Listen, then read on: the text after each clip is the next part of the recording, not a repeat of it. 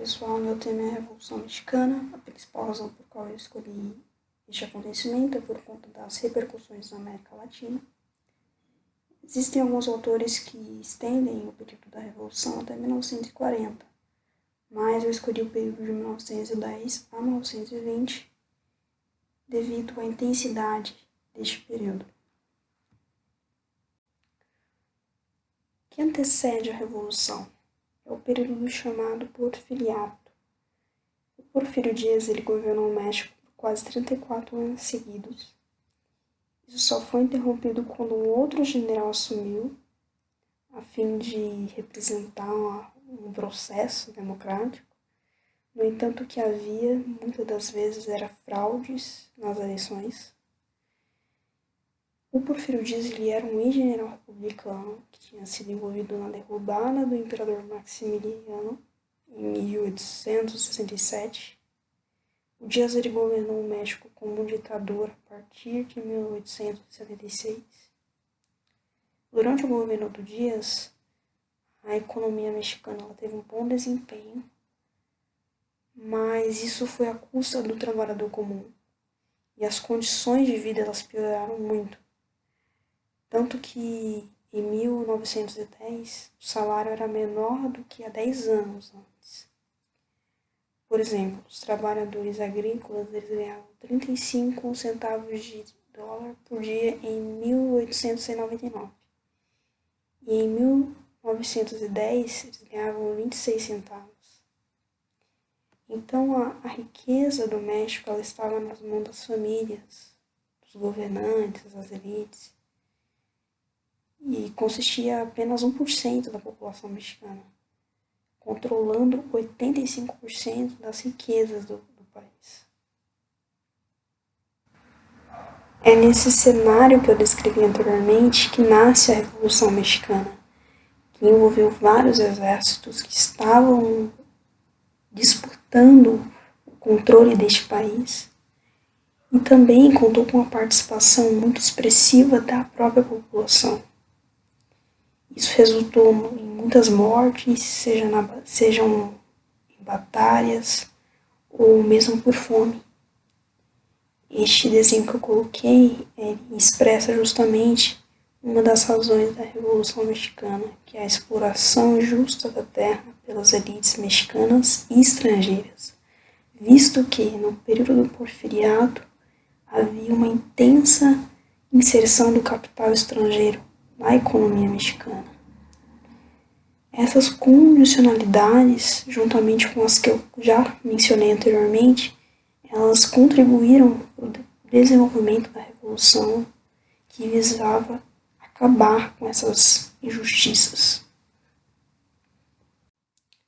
Inicialmente, uma figura importante da Revolução é o Francisco Madero, um empresário e advogado que era membro da família mais rica do México, um político popular entre os pobres.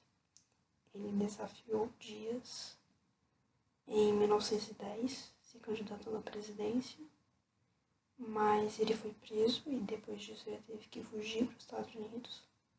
Quando ele voltou dos Estados Unidos, ele contou com o apoio das lideranças anti-Dias e iniciou a luta armada.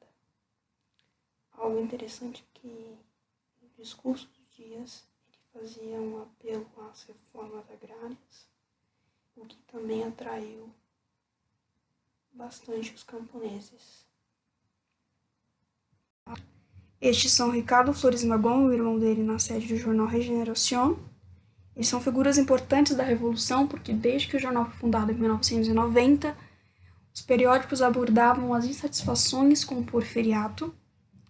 Isso mobilizou as massas para a retirada do Dias. Eles são o que os autores descrevem como a força anarquista da Revolução. Isso é importante para entender a Revolução e os reflexos dela na América Latina. Eu coloquei a frase que eles publicaram no jornal 24 horas antes da Revolução acontecer. E isso demonstra o quanto eles estavam envolvidos com a Revolução. Em 1905, eles fundaram o Partido Liberal Mexicano.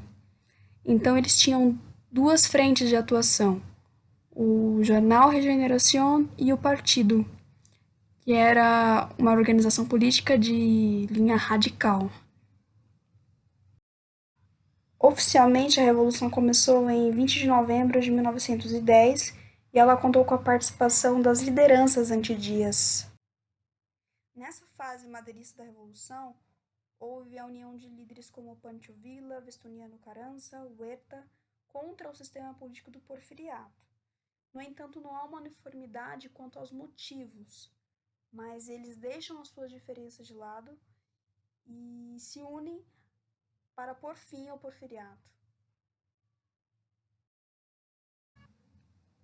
Depois da Batalha de Casas Grandes, conforme o Tratado da Cidade de Juarez, o Porfírio Dias renuncia e em seguida o Madeiro assume o governo provisoriamente, muito bem recebido entre os populares, e em outubro ele é eleito presidente. O governo dele dura até fevereiro de 1913. Victoriano Huerta é o general a qual Madeiro pediu proteção em relação ao Félix Dias, o sobrinho do Porfírio Dias, e Bernardo, um general rival. O Huerta ele concorda, mas durante os 10 dias trágicos ele assassinou o Madeiro e o vice-presidente, e assim ele assumiu a presidência. Durante o governo dele, ele teve que lidar com a falta de reconhecimento por parte da população, dos revolucionários, dos Estados Unidos. Os revolucionários, precisamente, eles continuavam promovendo batalhas, a Batalha de Terra Branca, a Batalha de Zacatecas.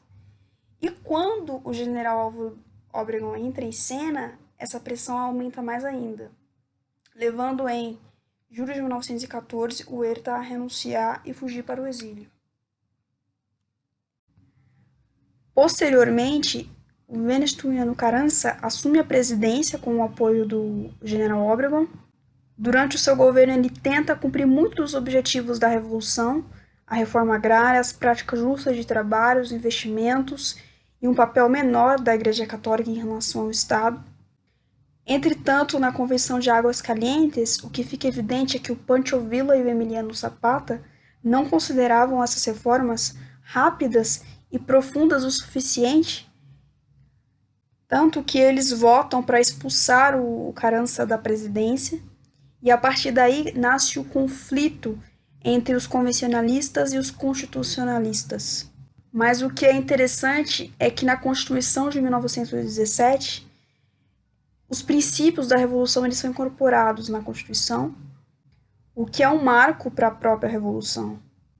As divergências, as pressões, por conta disso, o Venustiano Carranza ele encomenda a morte do Zapata, mas posteriormente ele é assassinado pelos próprios generais, como o Obregón, entre outros, enquanto ele tenta fugir do país. Esse é o Francisco Pancho Villa, um líder pecuarista do norte que se tornou revolucionário, muito popular entre os pobres, visto como um herói até os dias de hoje.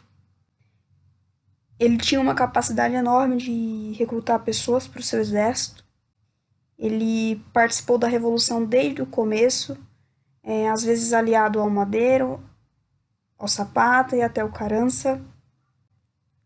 Houve alguns incidentes por conta do Pancho Villa em invadir alguns territórios ali dos Estados Unidos em busca de suprimentos, e também teve a questão de ele ter assassinado alguns cidadãos americanos, e isso gerou uma tensão diplomática.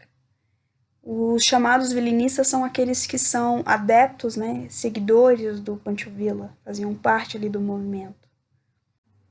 Esse é o Emiliano Zapata, um grande líder revolucionário camponês do Sul. Por décadas antes da Revolução, Zapata lutou para manter os direitos à terra para o povo de sua aldeia.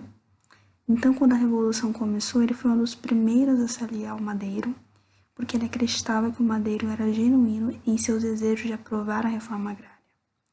No entanto, quando Madero chegou ao poder, o Zapata ficou desiludido por conta da lentidão com que o Madero estava se movendo em direção à reforma agrária, que era a principal demanda do Zapata. Sendo assim, ele emitiu o Plano Ayala, que era um plano de oposição ao Madero.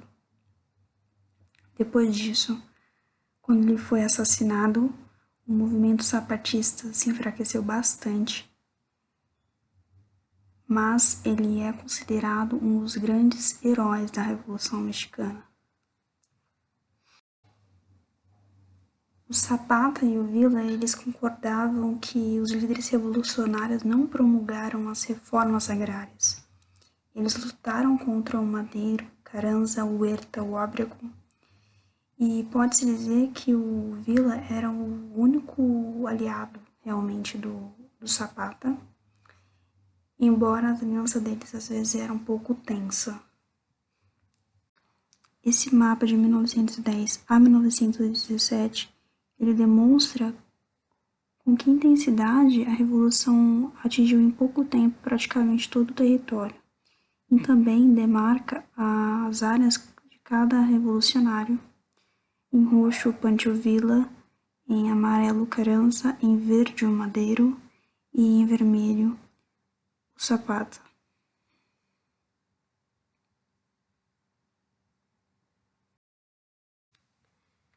Depois da morte do Zapata e do Carranza, o Álvaro Obregón ele é eleito presidente e em 1923 ele ordena a morte do Pancho Villa, o que muitos autores consideram como o ponto final da Revolução Mexicana. Durante o governo do Obregón, ele dá continuidade a alguns princípios da Revolução, a reforma agrária, reformas políticas. Ele tem uma posição bem equilibrada no sentido ideológico, mas ele é assassinado em 1924, quando ele tentava se reeleger. A fase de aprofundamento de tudo aquilo que era defendido na Revolução Mexicana é, de fato, no governo de Calles.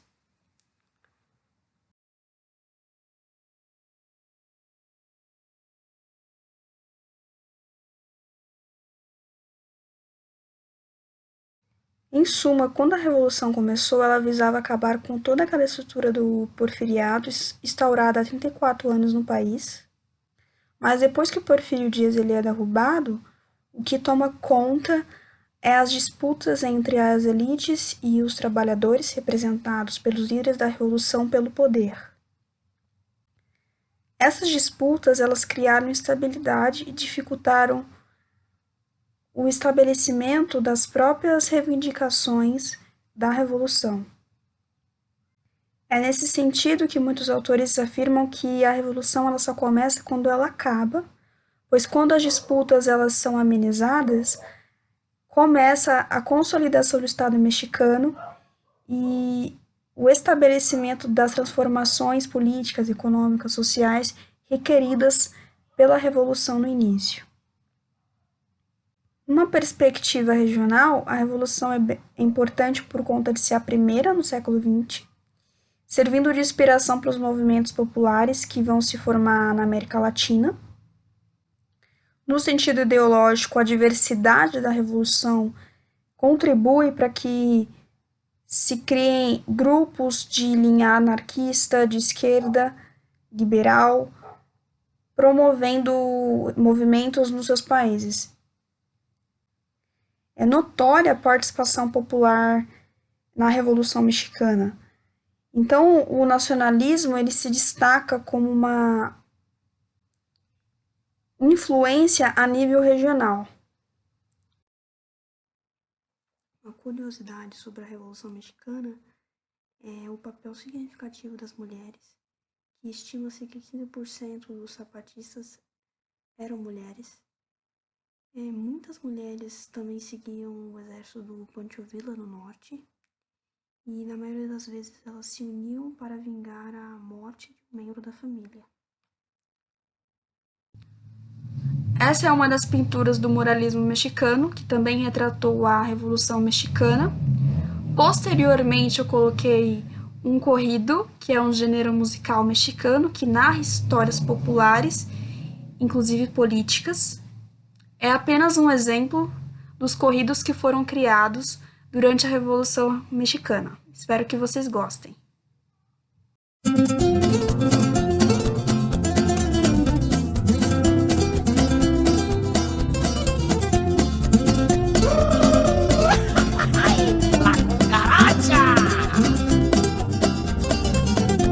La cucaracha, ya no puede caminar porque no tiene, porque le faltan las dos patitas de atrás. La cucaracha, ya no puede caminar porque no tiene, porque le faltan marihuana que fumar. Con las barbas de Carranza voy a hacer una toquilla para poner en el sombrero del famoso Pancho Villa. Con las barbas de Carranza voy a hacer una toquilla para poner en el sombrero del famoso Pancho Villa. La cucaracha, ya no puede caminar porque no tiene, porque le falta las dos patitas de atrás. La cucaracha, ya no puede caminar porque no tiene, porque le falta marihuana que fumar.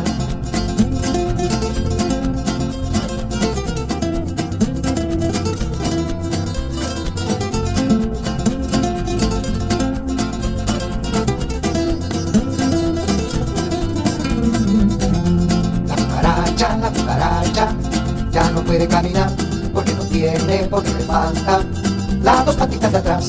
La cucaracha, ya no puede caminar porque no tiene, porque le falta marihuana que fumar.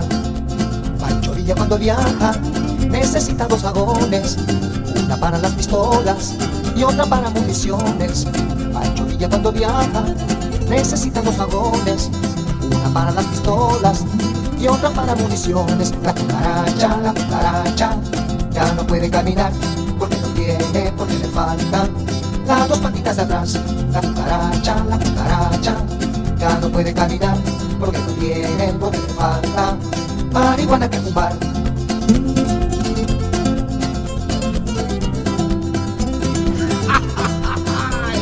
Ahí viene la cucaracha, compadre, con su botella de vino.